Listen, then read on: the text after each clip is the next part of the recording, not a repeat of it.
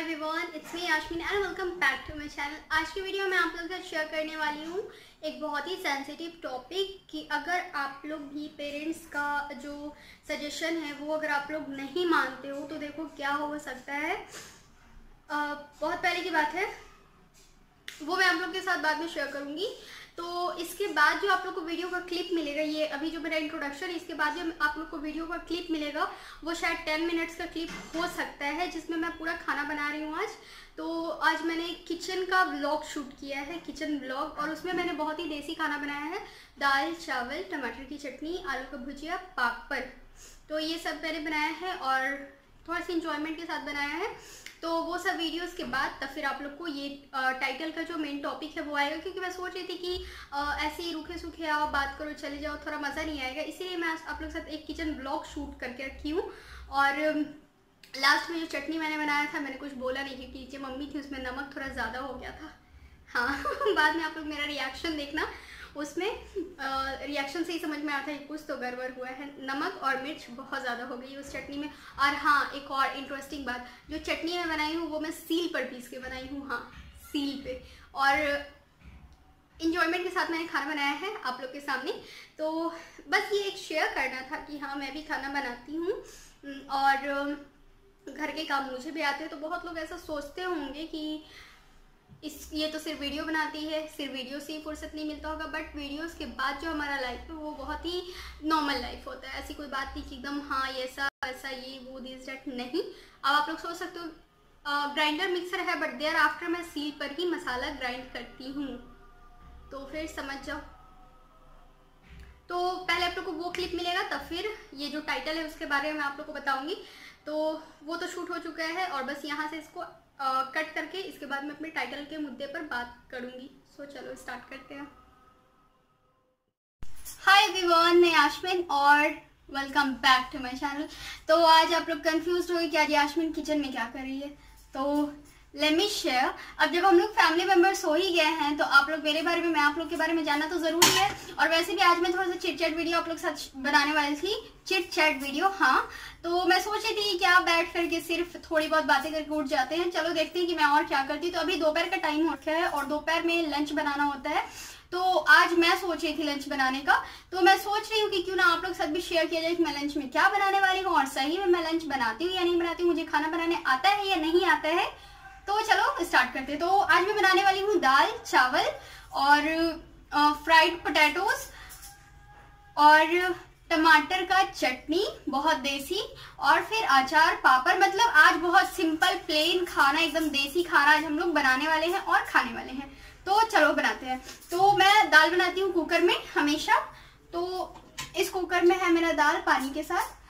तो इसको मैं अच्छी तरीके से वॉश कर चुकी हूँ, 5 से 6 टाइम्स इसको वॉश कर चुकी हूँ अच्छी तरीके से। क्योंकि अगर 1 से 2 बार अगर हम लोग दाल को वॉश करते हैं तो उसमें फोम क्रिएट होता है। तो जब तक वो फोम खत्म नहीं हो जाता है तब तक मैं वॉश करती रहती हूँ, क्योंकि मन नहीं भरता है।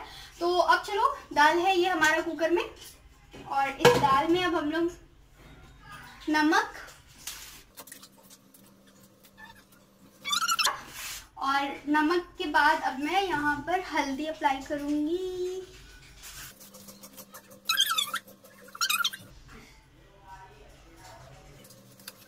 और ये है मेरा छोटा सा किचन जो कि बहुत ही प्यारा है। और इसमें हम लोग थोड़ा सा ऑयल मिक्स करेंगे।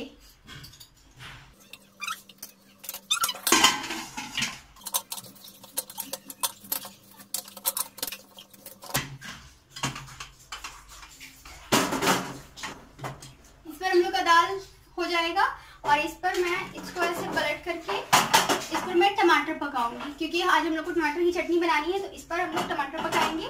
तो इसको मैं ऐसे कर देती हूँ। बहुत लोग अपना सिलेंडर हमेशा ऑन रखते हैं, लेकिन हम लोग ऑन नहीं रखते हैं। जब काम होता है तब हम लोग नीचे से ऑन करते हैं रेगुलेटर से। लेकिन बहुत लोगों से सुनी हूँ मैं कि वो लोग अपना सिलेंडर जो है ऑन करके ही रखते हैं हमेशा, बट ये बहुत ज्यादा डेंजरस होता है।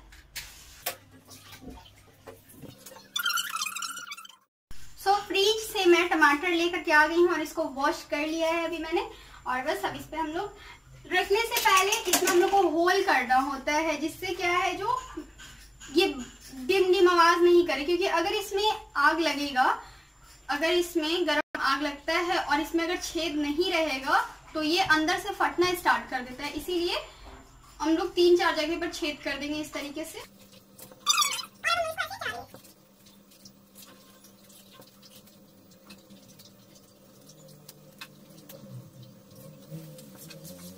जब तक हम लोग जो क्या है, जो हम लोग को सब्जी बनाना है, सब्जी नहीं भुजिया बनाना है, तो भुजिया का हम लोग चलो तैयारी कर लेते हैं। तो उसके लिए पोटैटो चाहिए और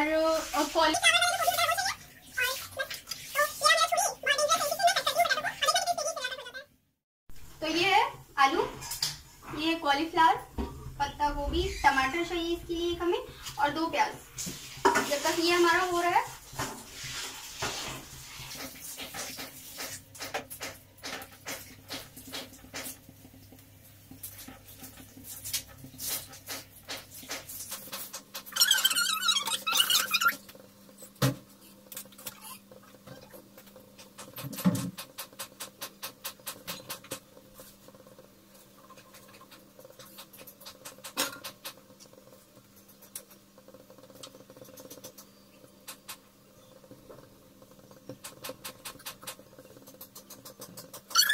में एक्चुअली चिकनी की जरूरत भी नहीं है, क्योंकि इधर से जो है हमारा ये पतला सा गली टाइप का छूटा हुआ है, जो कि डायरेक्ट जाकर के छत पर ओपन होता है। तो जितने भी ये सब है गैसेस वगैरह है, वो इधर से ही हमारा पास हो जाता है। तो चिकनी का जरूरत हमारे किचन में नहीं है।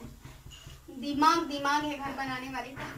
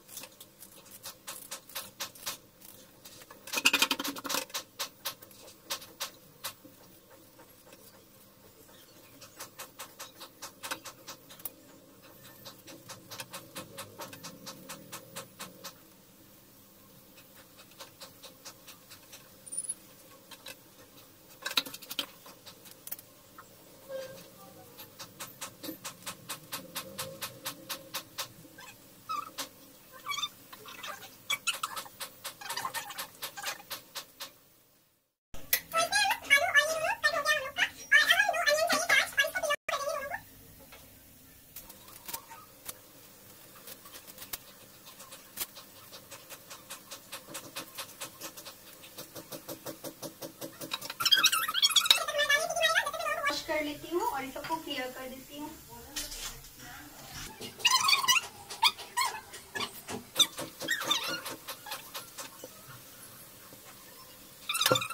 पानी में करके रखेंगे, पानी में करके रखेंगे इसको अच्छे से।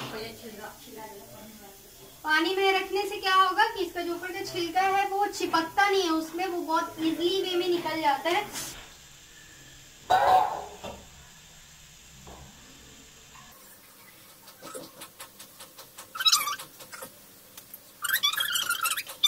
को अच्छी तरीके से वॉश कर लेते हैं जब तक ये मेरा सीटी मार देगा। चलो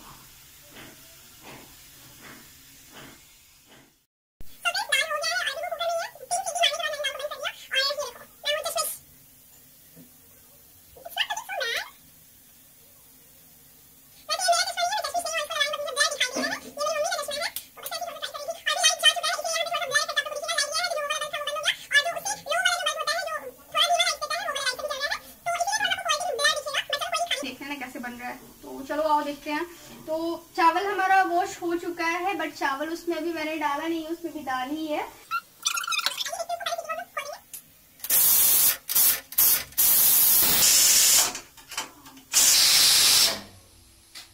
लाइट आ गया।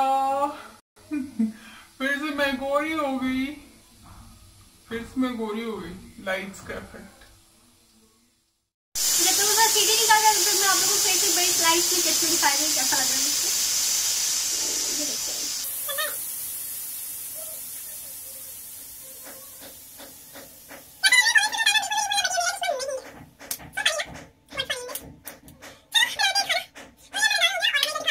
डाल जाएगा तो ऐसे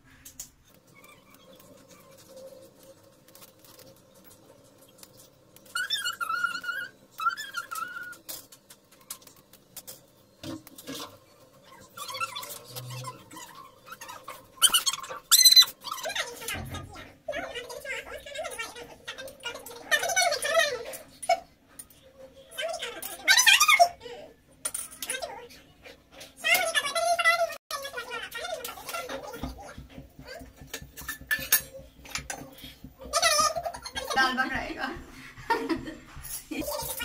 चैनल सब्सक्राइब कर दीजिएगा वरना इसी से नहीं पड़ेगा। आप लोग तो फैमिली हो ना।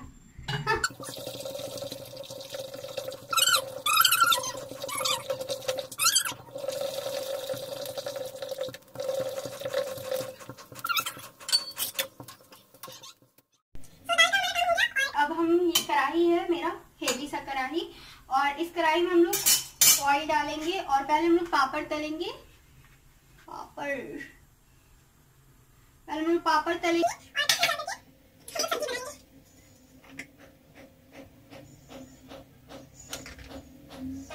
क्या है?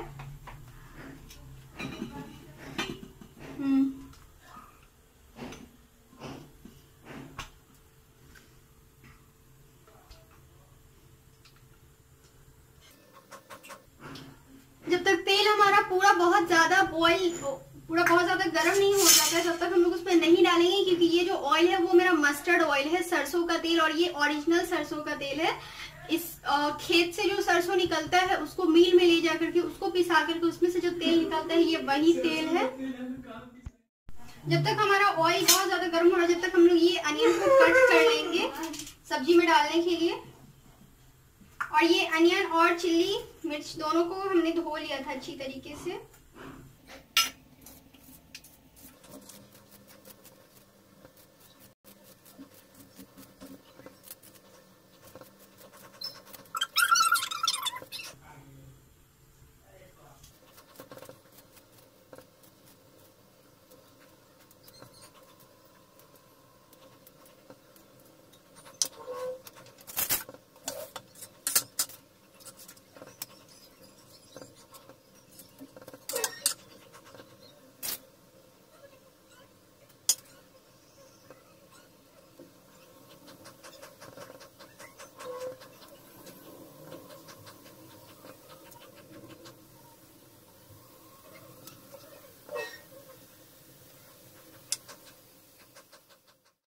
तो इसमें से धुआं आना स्टार्ट हो गया, तो अब हम पापड़ को तल लेंगे।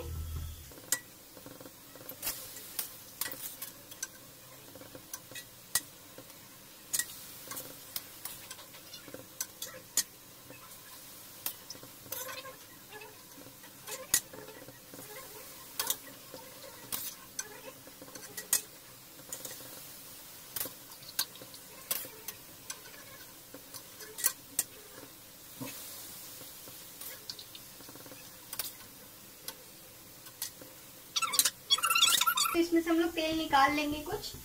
तो मैं स्पून से इसी कप में तेल निकाल लूंगी।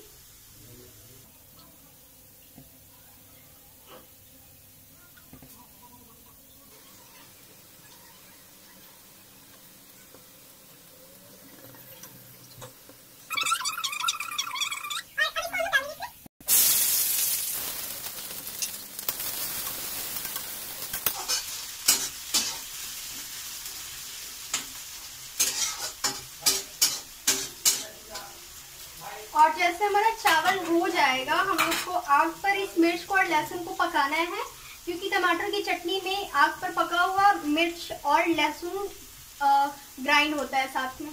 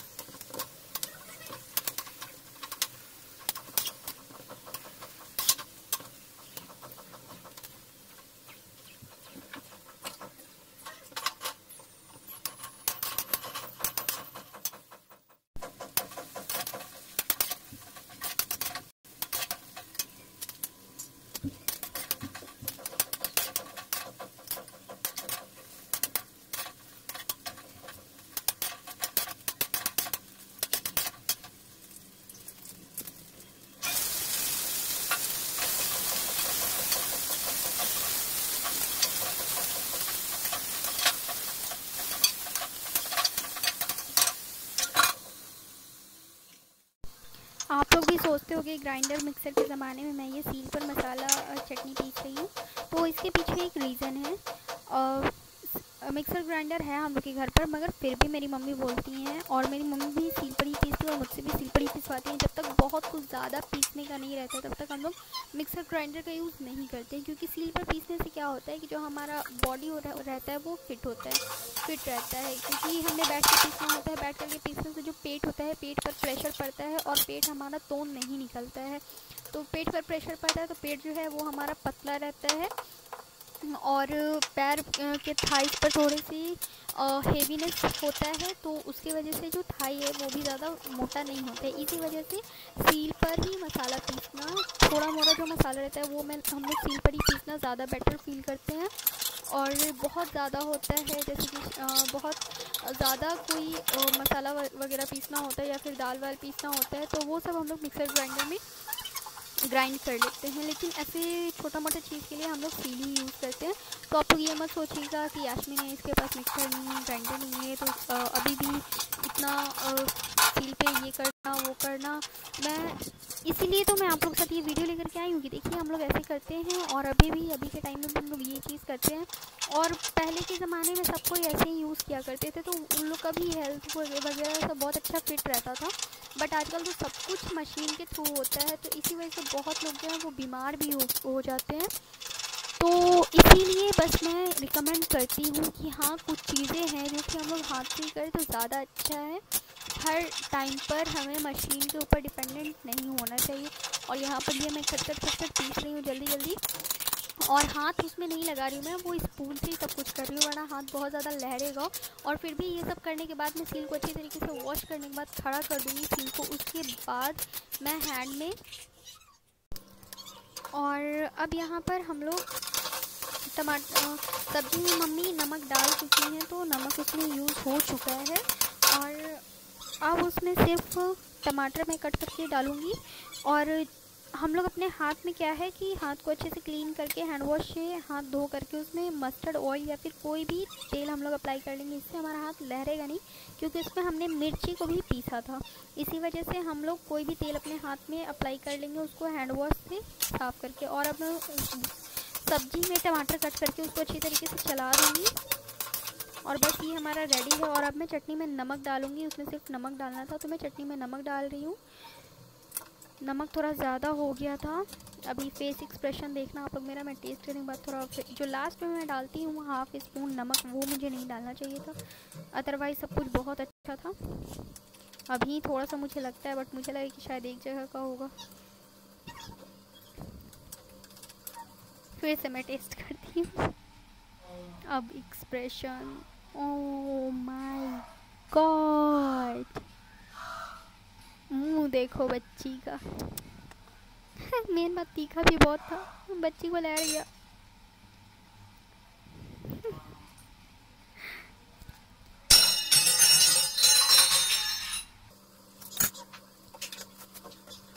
और बस अब तो सब कुछ रेडी हो गया हम लोग का, और अब आ जाओ खाना खाने के लिए। हम लोग का खाना रेडी हो गया है। इतना सिंपल खाना बनने में बहुत टाइम लगा, बट बहुत टेस्टी है।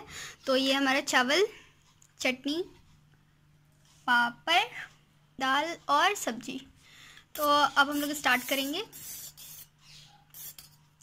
पहले ही चादर पे गिर गया। दाल जो है वो ना ज़्यादा गाढ़ा है ना ज़्यादा पतला है, और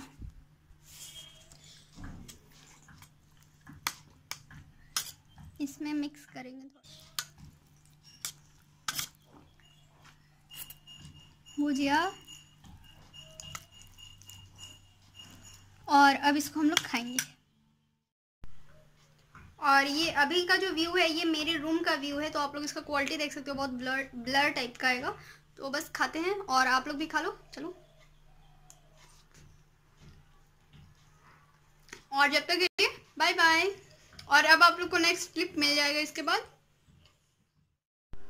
सो फ्रेंड्स, आज का जो टॉपिक है कि वो ये है कि आखिर ऐसा कौन सा बात मैं अपने फादर का नहीं मानी जिसकी वजह से मेरा जो लाइफ है वो स्पॉइल हो रहा है, या फिर मैं बहुत ही ज़्यादा अब पछतावा फील कर रही हूँ कि मुझे ये बात पापा का मान लेना चाहिए था।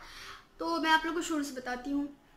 मैट्रिक के बाद, 10th बोर्ड के बाद मैं +2 की हूँ, वो भी बिहार बोर्ड स्कूल से। हाँ, और उस टाइम मेरा सब्जेक्ट था साइंस में मेरा ऑनर्स बायोलॉजी पेपर ऑनर्स था, क्योंकि मुझे करना था मेडिकल।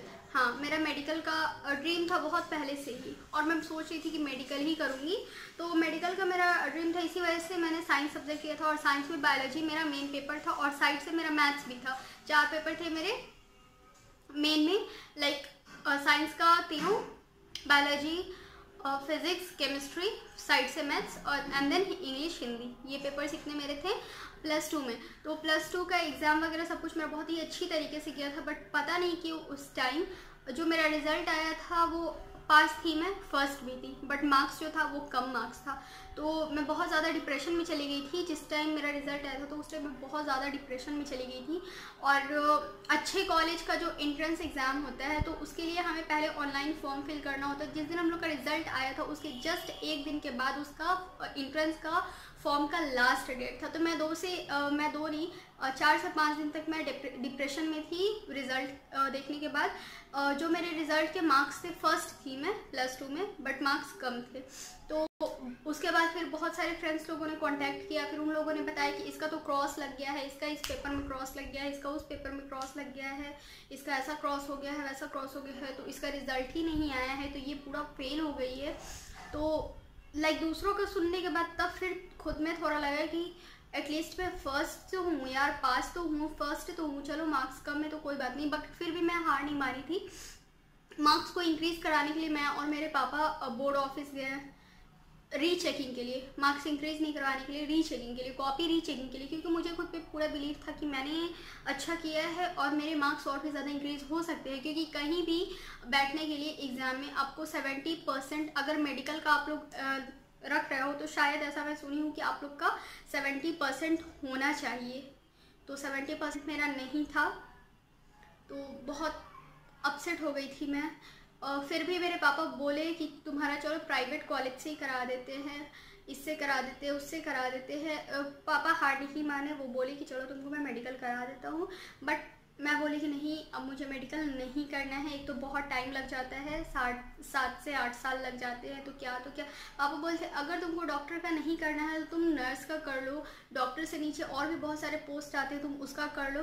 तो मैं बोली नहीं, बस नहीं। उसके बाद पापा बहुत बार फोर्स भी किए थे कि चलो तुम मेडिकल कर लो, मैं करा दूंगा, पैसे मैं लगाऊंगा, जहाँ जितना पैसा लगाना है मैं लगाऊंगा। बट मैं भी अपने ज़िद पर अड़ गई थी कि नहीं तो नहीं, मुझे नहीं करना है, अब मैं नहीं करूँगी। और उसके बाद फिर पापा भी छोड़ दिए, बोले कि ठीक है, मैं फोर्स नहीं करना चाहता हूँ, अब तुमको जो करना है तुम वो करो। तो अच्छे अच्छे कॉलेज का तो एंट्रेंस जो है वो हट चुका था। तो जो मेरा कॉलेज है, जिस कॉलेज में अभी मैं हूँ, वो भी चलो हाँ वो है कॉलेज, बट वो मैं यहाँ पटना में रहती, तो वो पटना यूनिवर्सिटी से नहीं है, वो किसी अनदर यूनिवर्सिटी का कॉलेज है। तो उसमें एंट्रेंस हो जाता था अनदर डेज पे पहले, बट अब नहीं होता है। अब उसके लिए भी एंट्रेंस लगते हैं, उसका भी अब एंट्रेंस फॉर्म आता है, तो एंट्रेंस वहाँ भी अब लगना स्टार्ट हो गया है।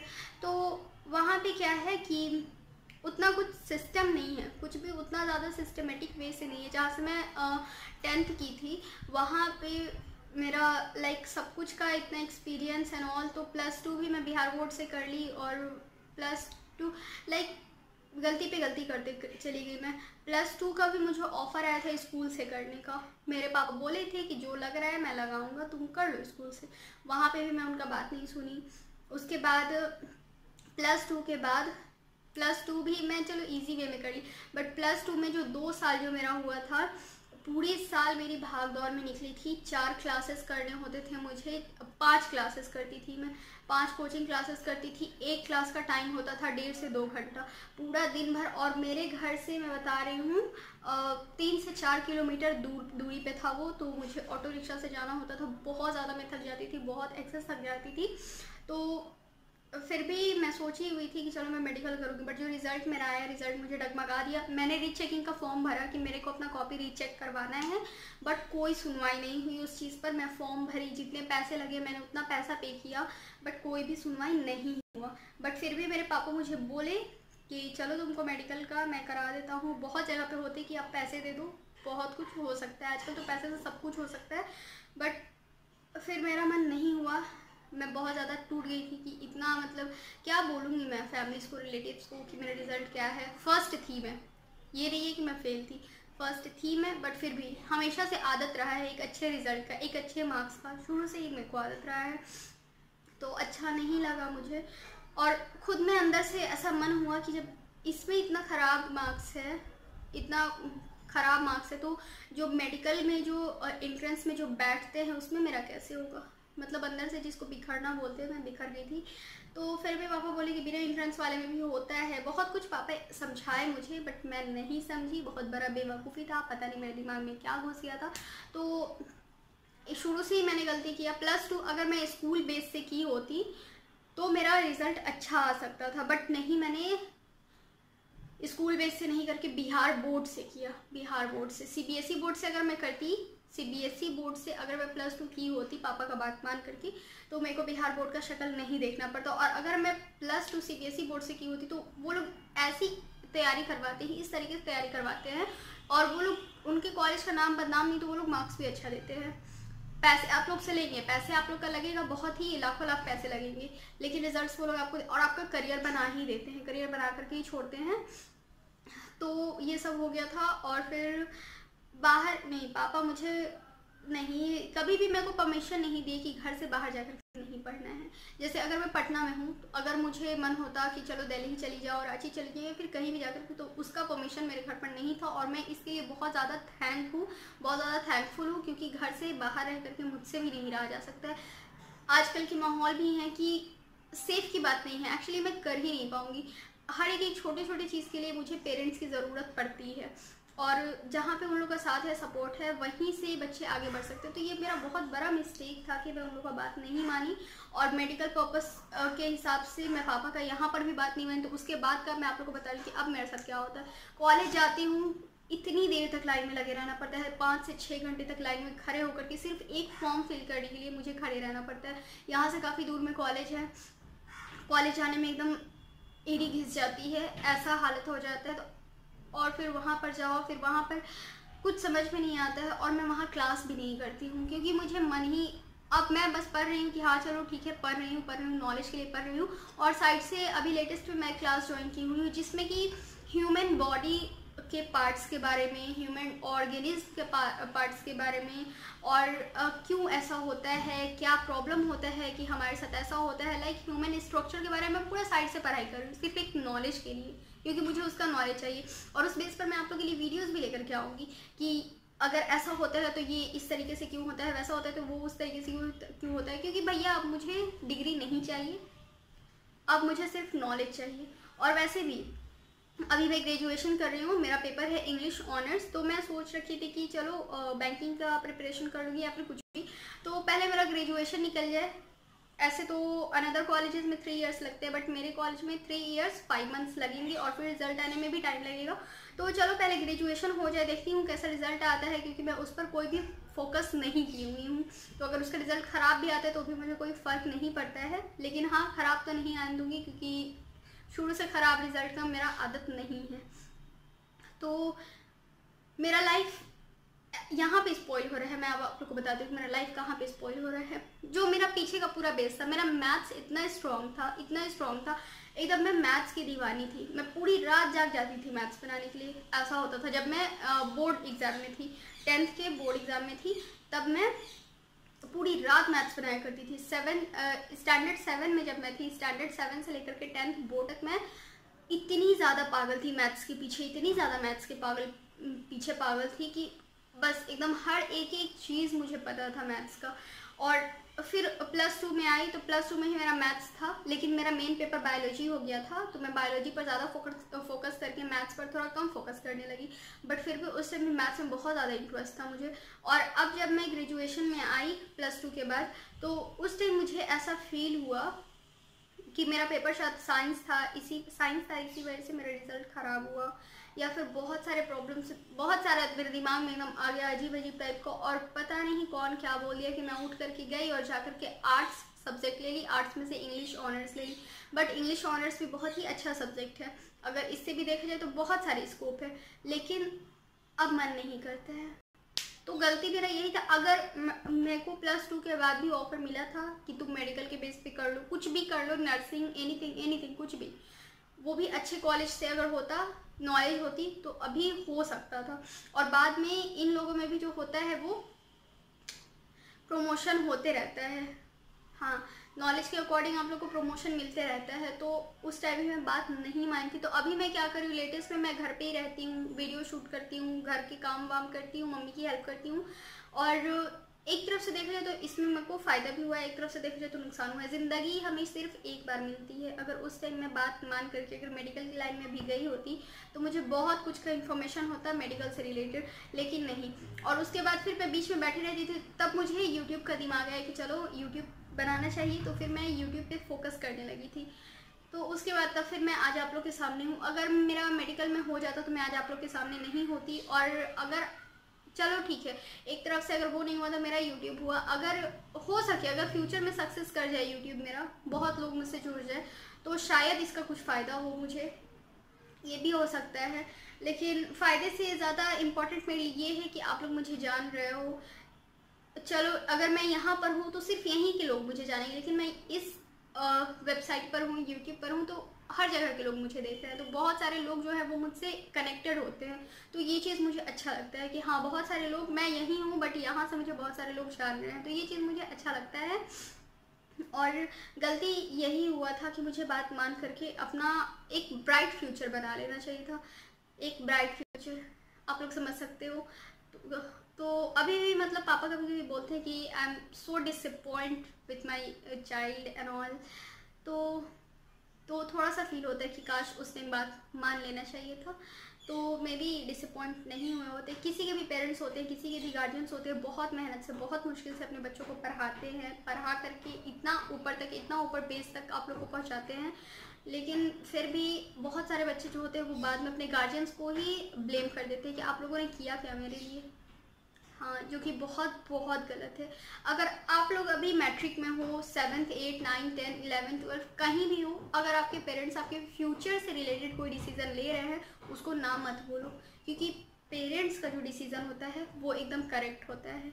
गॉड के बाद जो सेकंड दर्जा दिया जाता है वो पेरेंट्स को ही दिया जाता है। और पेरेंट्स का डिसीजन कभी भी बच्चों के लिए रॉन्ग नहीं होता है। अगर वो लोग आपके लिए कोई भी डिसीजन ले रहे हैं तो वो आपके लिए एक ब्राइट फ्यूचर का ही डिसीजन लेंगे। तो मैंने तो गलती कर दिया, अब वो वक्त लौट के आएगा नहीं। और अब मैं अभी से तो मेडिकल स्टार्ट कर नहीं सकती हूँ, क्योंकि पीछे का जितना भी मेरा बेस था साइंस सब्जेक्ट का, वो सब मैं भूल चुकी हूँ। इसके लिए नीट निकालना पड़ता है, बहुत कुछ निकालना पड़ता है, तब जाकर के अब मुझसे हो नहीं पाएगा।